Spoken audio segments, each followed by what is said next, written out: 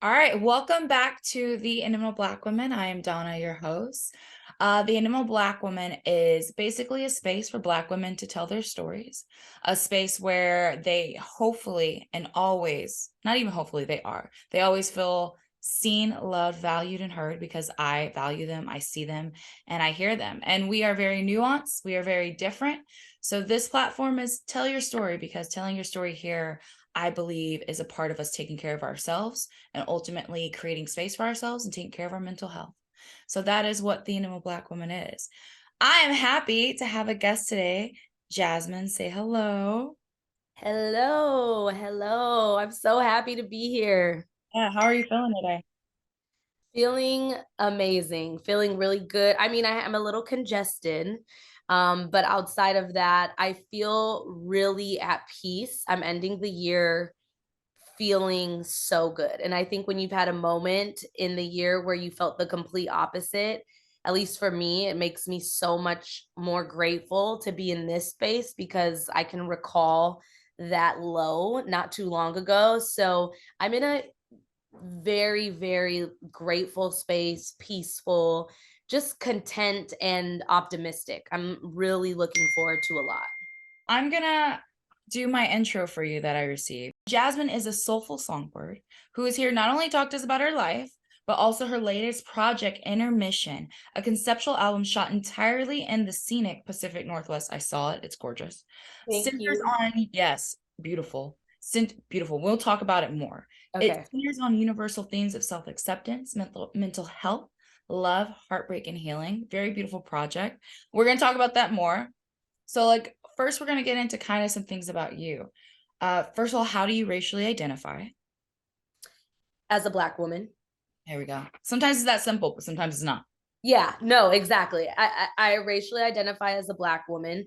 I am mixed. I'm very proud. My mom is from Germany. She's an immigrant from Germany and she looks the complete opposite of me. And I'm so proud. She's my best friend.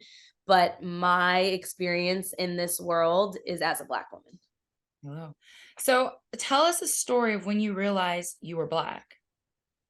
I don't know if everyone has as clear of a story, but mine is so clear. I was in kindergarten and my parents came to drop off a prop for picture day. And it was my mom and dad. And they walked in. I like ran up to my parents, to my mom. I've always been such a mama's girl. And there was a little Black boy in the classroom. He goes, "That's your mom, but she's white." And I was like, what? I was so confused, And as a girl, though, as a little girl at the time, while it sounds crazy now as a grown person, at the time I was like, wait, my mom and I look that different. Like, wait, oh, so there's like, I'm Black, I have darker skin, darker everything. And had not at that point thought or seen it through that lens at all. And so when he said that, it almost was like I felt like there was something to maybe be ashamed of, or I was uncertain. And so shortly after shortly after that day, my mom came again to the school. And this time, my mom and dad, and this time I ran up to my dad and really kind of ignored my mom, like feeling. But then I remember I felt guilty immediately. I was crying when they left, called my mom as a kindergartner, just like wanting to talk to her. The teacher was trying to help me. And then when I got home that day, and now I know because I've talked to my mom about this experience as an adult, she was so hurt. Like her feelings were just so hurt. And she would ask my dad, "Did you see like how she responded?" When I got home that day, my mom sat me down at 5 or 6 and was like, "Look, we need to talk." She was like, "You are me and your dad. Like, you have to be proud of who you are. And no matter what anybody's questions are, the comments they make, or anything, you have to be proud of your identity." And she just sat me down that young and kind of just broke it down and was like, "Yes, I look different than you, but I'm your mom, and you are white and Black. You are German and African American, and you need to be proud of who you are." And I honestly feel like that changed the trajectory of my life. Like the confidence that I would have moving forward in the world, even with things coming up, racially driven. I think that gave me so much confidence moving forward. So I'm gonna ask this question. So what was, because I have friends that are mixed Mhm. that and I wouldn't even know, and that's what's so interesting about being mixed. Sometimes you like look at, I wouldn't have known. I wouldn't have guessed. You know what I'm Yeah. saying? I have friends that you can tell. I have some Yeah. friends you can't tell, right?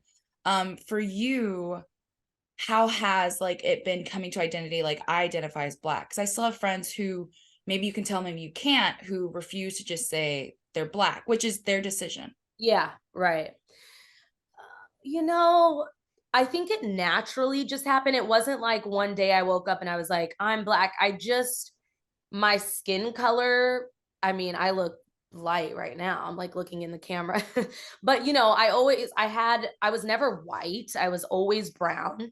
My hair was dark, my darker features. Like when I looked in the mirror and then when I look at my dad and I look at my family, I just was like, I am a black girl. I am a black woman. And I think as I got older, I defined it more clearly. And I think that was just culturally how I felt. Also, a lot of it has to do with the the experience that you have when you go out in the world. When I walk into a room with my mom, they don't think my mom's blonde hair, green eyes, and accent, white skin. They don't think we're connected. We could go into Mercedes Benz together and probably have two different experiences, you know? We would be at school and I would have a white girlfriend and they would immediately think she was, their mom.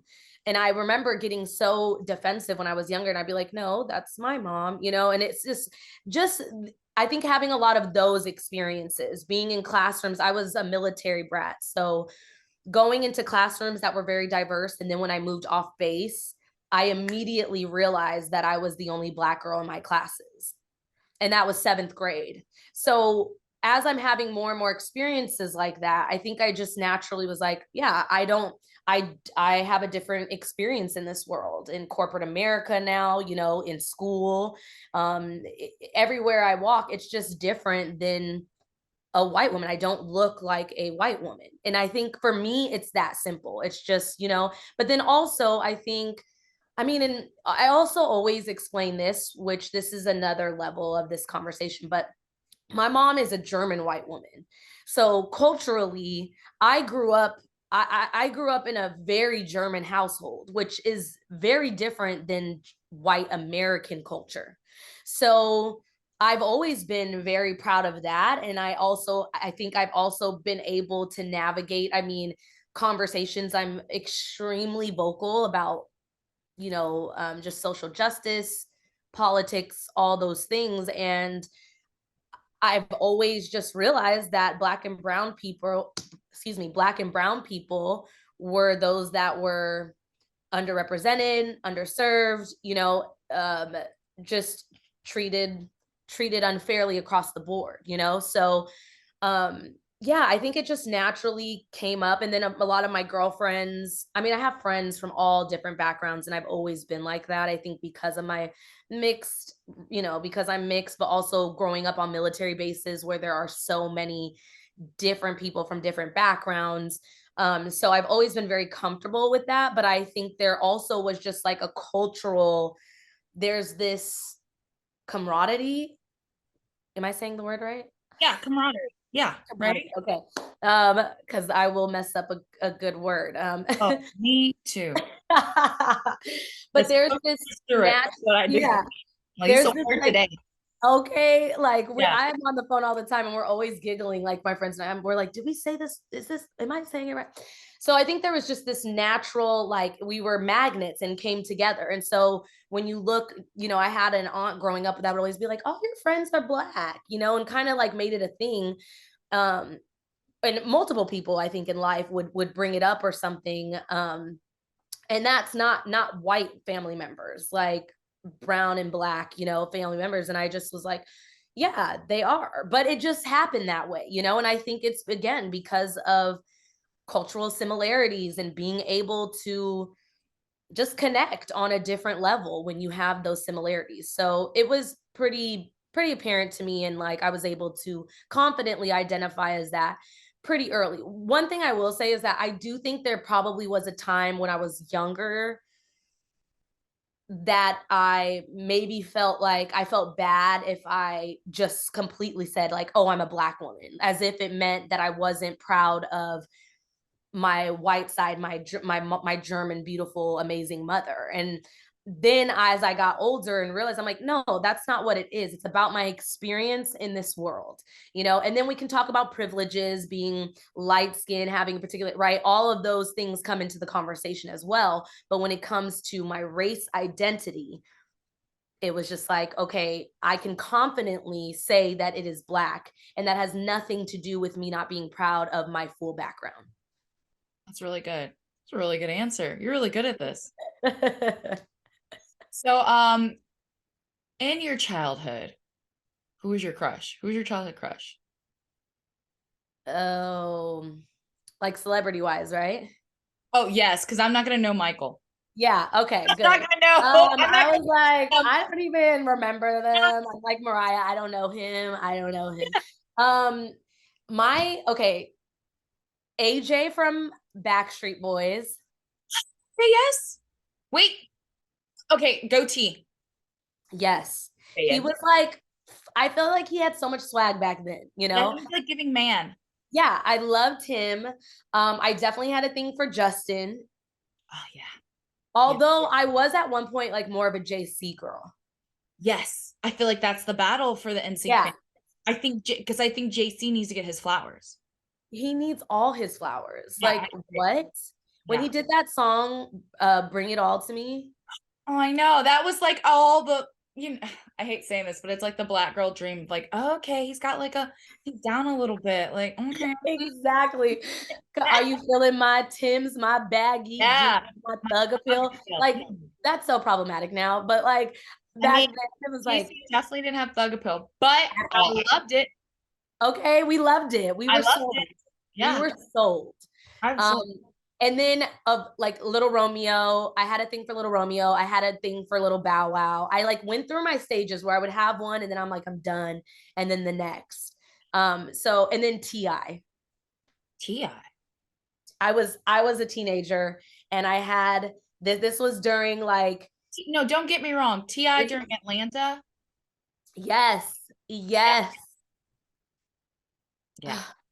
Yeah, I I was love in it. love with it. I was in love. Yeah. No, yes, all of these make complete sense. Love it. I love how diverse it was. I felt seen in that moment. I got a little thug too. Okay, okay. I was like, we went through the range. Okay, we were like, and then we're like, nah. And then it's like, no, you're not really a thug. And then it's like, okay, I found the thug, and then I found the little, you know. Yes. You know who I though think needs a little bit more credit? Kevin from Backstreet Boys. You know what? I see Yeah, that. a lot of people I couldn't get with it, but I think he's very like even if you look at him now, like yeah, he's a good yeah. man. He's aged gracefully. He's aged so nice, and I think they just didn't give him a lot of love back then. Like he was always in the back, you know, and Yeah. didn't really get a lot of time, so it was easy to miss him. But Kevin, shout out to you. Yeah. Shout out to Kevin. I mean, especially if you think Aaron Car not Aaron, oh, rest in peace. Nick. What's the boy's name? Nick. Nick Carter, right? Yeah. If you think of Nick Carter, you put Nick Carter's photo next to Kevin's photo now. Kevin needed his flowers. Yes. Yeah. I don't know what we're Absolutely. thinking here. I just think we're thinking white blonde boy, but no. And I was not interested in like white blonde boy, honestly. I was like, I mean, I loved Backstreet Boys, so I appreciated them all. But like I said, I went to I always get AJ. I went to AJ. Yeah. Like again, a little more, little Yeah, his something, you man. know, like not so clean cut. Like I think I always appreciated that. Yeah. No, but NSYNC of the two, NSYNC was my group, and I love JT. I do love JT. I think, JT's not always perfect. We all know. But I will continually say he's my problematic fave. I root for him. Oh, I love Justin. Justin's show with Jay-Z was one of my favorite, still to date, top, I would say, okay, I was gonna say top 5, but I'd have to really, really like rank them. But I would say definitely top 10. I Okay. saw him and Jay-Z, and it was an incredible show in LA. Okay, I saw Justin when he did his club tour. Do you remember when he was doing that? When Sexy Back came out, he was touring Oh, clubs and like small intimate clubs. I was in high school. I waited outside of Best Buy for a free ticket. And like it was a whole radio thing and I got it and it was amazing just to be like in his face. Like peak sexy Justin and I literally was just like, oh, it's one of my favorite memories. I yeah, just no, he's incredible. I mean, his writing, I mean, he's really an all-around talent. It makes complete sense why he was the breakout star. I mean, he just had it from day one, truthfully. It was always inside him. Like music, there was no other choice for him, I don't think, of like what to do with your life and career. And yeah, you know what I mean? Some of those people just have it completely in them. And Justin to me is one of those. And when you go to his show, you're like, I'm so happy I spent money to see him. he's amazing. I know he's my problematic fave. I'm gonna stick beside him. Yeah. I'm gonna stick beside it. Yeah. There's just some of those, you know, we just have some of those. They make it very hard. So Yes, it's but like we have to have some problematic I think he's faves. the best. Yeah, exactly. So I want to talk about your project Intermission, which I love the name. Thank you. Thank you for saying it right. Because a lot of people, I think it's just one of those words where you're so used to seeing it say intermission that even though it says intermission, Yes. they still say in interviews and everything or in conversation, intermission. I'm like, inner. Like that was very much a play on words. Jasmine, I gotta be honest with you though. Before, because I had read it a couple of times, I was saying intermission at first. Then when I was reading again for this last night, I go, oh no, that's intermission. I said, oh, that's deep. And then I went and I deleted intermission off my notes and I put an in. See, But it's one of those I want words. to take the credit. I want to take the credit and be like, you know what, you right from the beginning. But I didn't because I had that like. But when I got it, I was like, oh, chef's kiss. I get it. Well, listen, you got it right today when we're talking. That's what matters. But it also is cool when people get it wrong because, like you said, it is a nice way to kind of start having that conversation. You know, when I get to point out, actually, it's inner mission. I love that. I think it's very beautiful, and I think it's a good play on on words. Ooh, girl, see, me too, tongue tie. Um, but I want to hear more about the project. It's beautiful. It's a gorgeous piece of work. The way that you intertwine, and we'll make sure I tag it so everyone can see it. The way that she intertwines the video element with the storytelling with the song, it's just very effortless, very peaceful. That's the vibe I got from it. And I got like, and I also feel like I got complete vision of you and what you want for people to take from this project, which is the inner work that you're doing, but in like all of these areas and the things that matter the most to you. Like the themes that I had wrote down, even before I got your blurb, I had put down love, God, and therapy and legacy. Those are the things that I Yes. got from it. And just the fact of touching people's lives through your story and through what you're doing within yourself.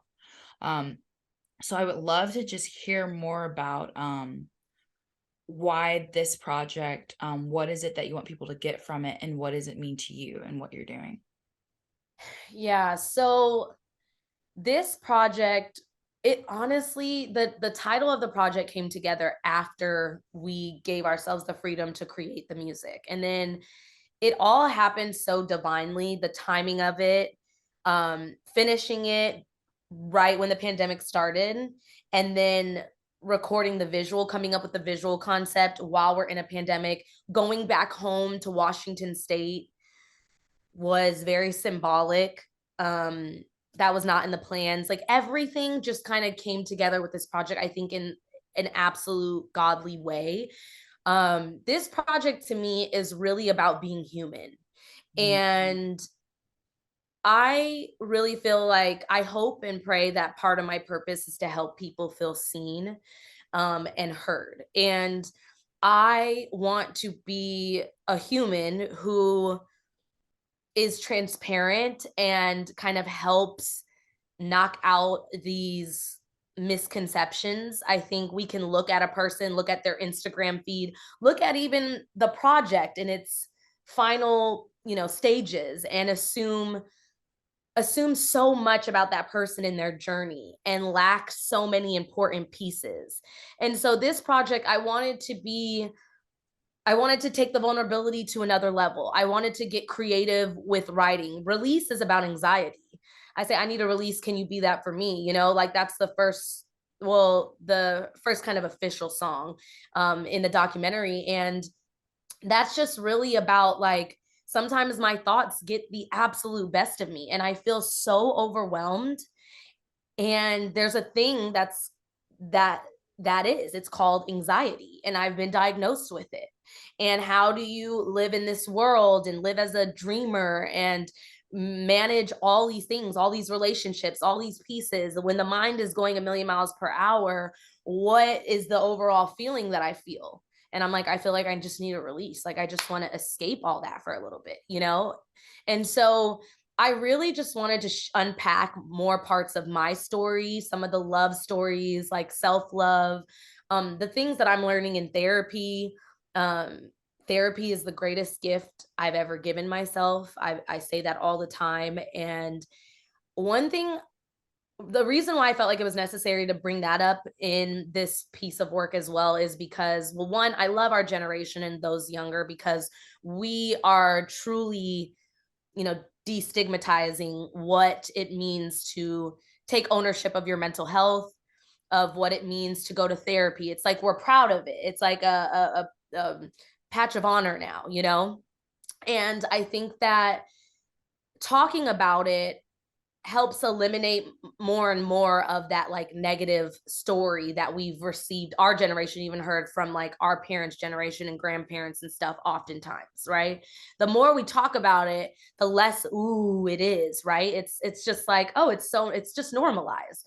And so I wanted to talk about it because I'm like, even the brilliant minds out there, people who would consider themselves very intuitive, very self-aware, where they have community that they talk to often and can get very deep, they're not surface level, you still can benefit from therapy. And that is what I have learned in this. I always say I'm not a surface level girl at all. Like I'm just not very good at it. I can try, but it's just not like when I meet people, kind of just like dive into something, you know? And so I constantly, and I have amazing people in my life that I've always been able to talk very openly with. I've had, you know, mentors, my parents, whatever. I've had a great community, but there's nothing like a trained professional who you match with, because that's very important. It has to be good. And then sometimes you can have a season with one therapist and then it's time to move on to the next therapist to tap into a new level of healing. And for me, I just want to be intentional about evolving and becoming the best version of myself. And I want us to do that as a community. I think that so many people just don't feel seen and heard. And we constantly think we're aliens or that we're weak or we're sick or we're this or we're that or we're these. Like we just try to label any and everything, especially when it comes to ourselves. And we tend to extend less grace to ourselves and to our own stories. And I think this was the first project of many to come where I start, I guess, just unpacking more and more layers of that, where I want to bring community together in a very real way. Like I want us to, I don't want to be surface level. I don't want to be the perfect like snapshot photo. Like that's cute. It has its moment. But like when I'm talking about real, like really doing life, I want to talk about the real things. And sometimes it's messy and sometimes it doesn't sound good. Sometimes it's not all like Christian, like the way I say it or the way I did it or handled it, you know, even though I identify as a Christian. Like I just want to facilitate and I guess welcome those humans who also, you know, are taking ownership of their healing journey and want to explore what that can look like, what it looks like being the best version of yourself, which I think you don't reach until the end of your journey, but it's like that has to be an intentional decision. That's really beautiful. And I think what attracted me to you and your story is I felt like it's very storytelling based, which I adore because I feel like we are stories. And it's very much a project that is I felt through it was saying, here I am. This is what I've been through. And I am like you. And I see you and I see me and I see us. Mhm. And I think that's so like you obviously repeated things that I say because I feel the same way. Like Yeah. I want us to be seen fully. And I think that there's such a nuance to who we are. And I don't think we have a lot of platform to be the soft, the awkward, the shy, the strong, the perseverance, like all the different things that we are, the black woman soup. Um, I want everyone to get a taste of it. And I think your piece is it's just beautiful. So well done. Such a Thank well. you. Thank you so much. That means so much to me. You have no idea. Like it's like you create a project and you hope that it'll resonate, but really you're doing it first to heal and help, to just be honest with yourself first. And it really can't be about, is this going to be a hit? Is this going to, is it, if it starts to become too much about all the outside validation, then it becomes less authentic. So it has to start from here first. But of course, it's like I always hope that it will resonate in some type of positive way, or remotely like close to like how, like what it meant to me. So when I hear how, how you interpret it, how others are interpreting it, it's been such a beautiful just moment, Yeah. period. It's hard as an artist, right? Because like you do in a dream world, and not to say the dream world can't happen, but in the dream instance, you want to be able to make money off your art from the beginning. And it's not like that. Like even the podcast that I do and trying to build this, I can't live off of this right now. So I understand that thought and that feeling. I constantly struggle with it of, okay, maybe I need to do this so that it's more relevant, or this, or to get this, to get that. And it's just like, at some point that kind of sucks the life out of it for you, for like why you were even doing it, what is even your mission. So it's a very real push and pull. But I just had to like, I'm having to just realize that like just because potentially the art isn't reaching as many people as I want doesn't mean it doesn't have meaning and impact. I've been thinking about like, think about all the artists who have died, and now that they're gone in a way, people are realizing how beautiful their art, their whatever was. And it wasn't that in that time when not that many people listened to it, that wasn't there. It just wasn't getting the recognition that it gets now. Yeah, no, exactly. It's the prayer is always like, let this impact who it's supposed to impact, and who are we to say like one person is too few? I mean, if it's one person Yeah. now, that one person could absolutely need it, and then maybe they then tell their story, and then that, you just never know how it's all connecting. Not to mention, like you just said, art exists forever, so the beautiful part of that is that, I always use LMA as an example. My Boo was a song that she had released long before it popped, like with DJs, and that summer that we had the song of the summer. She had been, I think the album had been out for a year. Her EP had been out for a year. And then the right DJ got hold of it, started playing it, spinning it, people started requesting it, and then the rest is history. And so obviously that's a very specific music example, and if you want to go down that path, but I just think that art very much lives that way. Like you just don't know who's going to be impacted, when they're going to be impacted by it, and because it can live forever, you know powerful art has a way of being priceless, of being, what's the word I'm looking for, Uh, um Evergreen. Mm. classic, like a classic. It's powerful art can be classic, and that means that it can last forever. It will last forever, and I think you just have to kind of trust the process, and also remember why you're doing it. I think that's actually most important as an artist. Remember why you're doing it, and allow everything else to be what it is. So earlier I asked you about certain guys, and this is why I like to play this game. I Okay. like to play FMK. I don't like what FMK stand for, so I change it. So Okay. you know what it is though, right? FMK. Yeah. Okay, I call it one time for a good time, One marry, time, good time. marry, and send to the Lord. So And send to the Lord. yeah, send one person off to the Lord. You're gonna marry one and you're gonna one time for a good time. So the three people we're gonna do, we decided on Michael B. Jordan, Yes. Winston Duke, Uh-huh.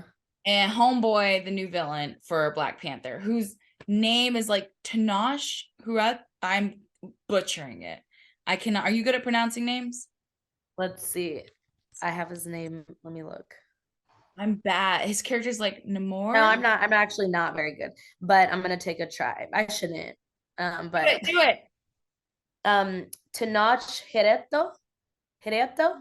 I don't know, but that sounded good. Hireto? Hireto? Yeah, somewhat. Somewhat. Okay. So Okay. who are your picks for which categories? So I'm sending Tenoch. I'm sending the new villain of Black Panther to heaven. Oh, he's off to the Lord. His Off God. to the Lord. Gotta go to the Lord. I'm gonna say one time for the good time, right? Yes. One time for the good time with Michael B. Jordan. Okay. And I'm gonna marry Winston Duke. I like that.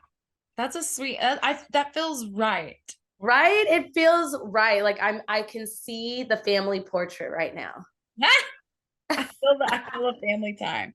So my next question is, tell me about the event in your life that impacted you the most.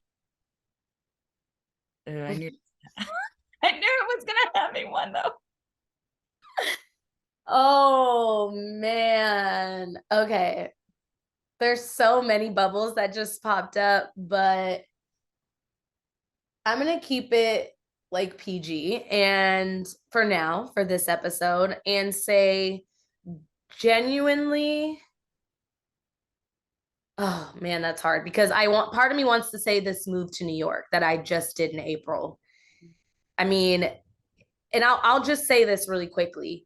It is never too late to do the things that are on your heart. To just do it. Just do it. Because my life has changed so much already. In 8 months, I have gone like this, and so many of the pieces are being so beautifully connected. And I am so grateful. I feel exactly where I'm supposed to be.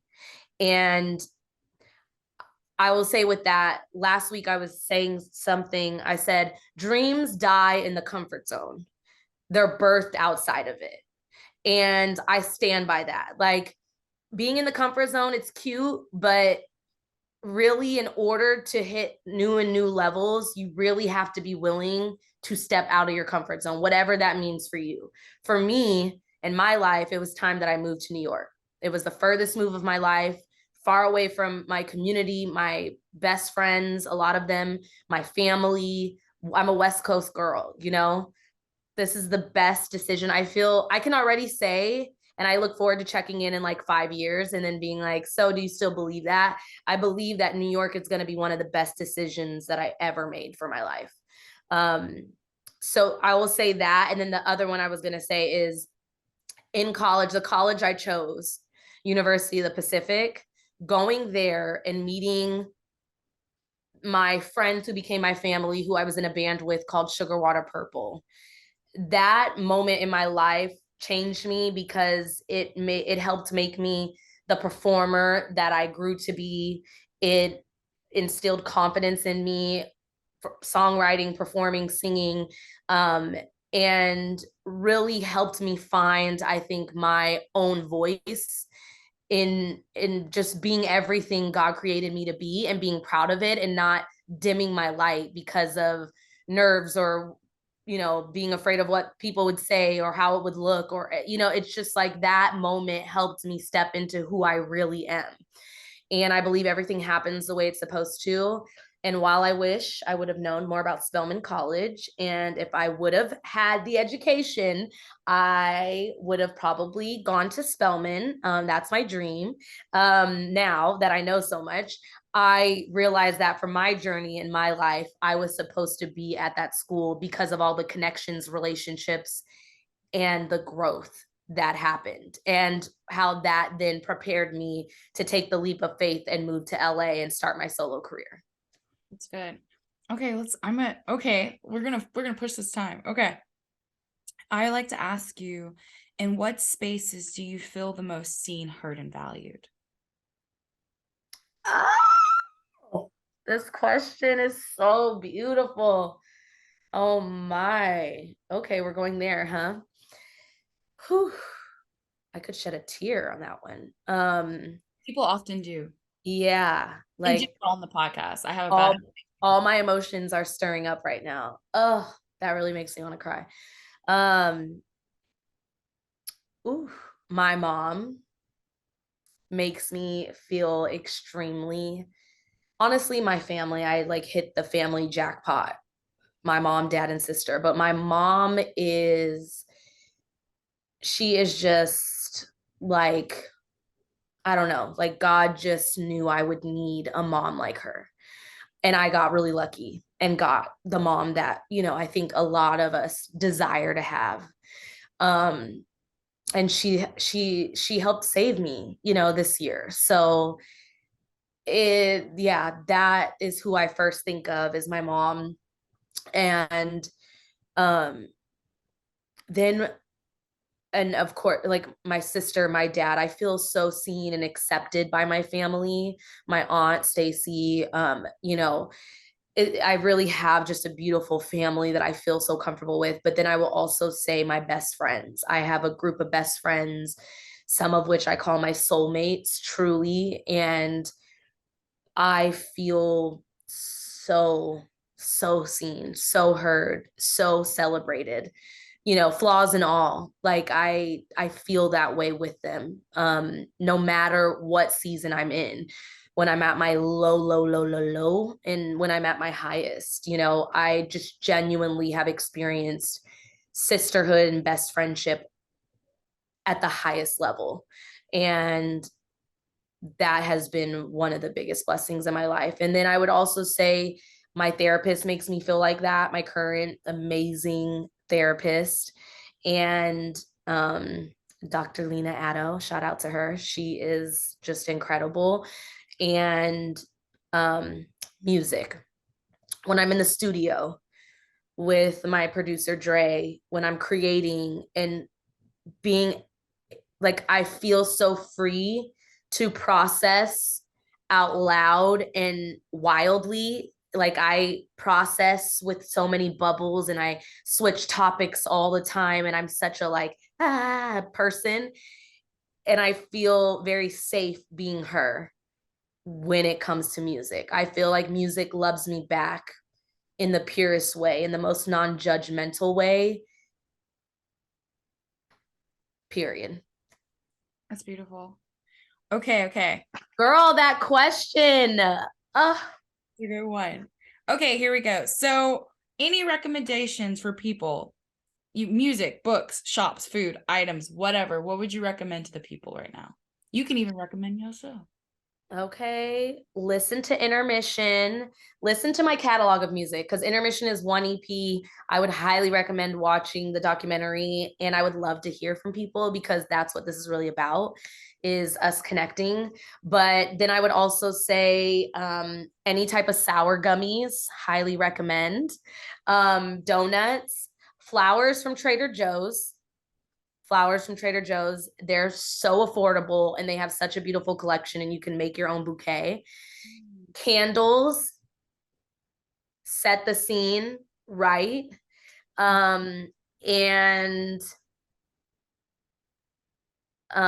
Renaissance, Beyonce's new album, makes my life it makes my life so much better.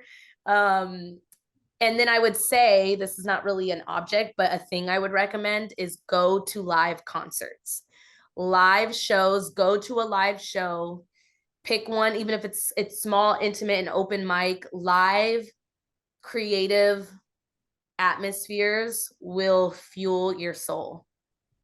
I love that. Where can we find you? You can find me on Spotify, all the streaming platforms, on YouTube, and at The Real Jasmine J on all social medias. All right. Thank you, Jasmine. Thank you. This was so amazing. It's amazing.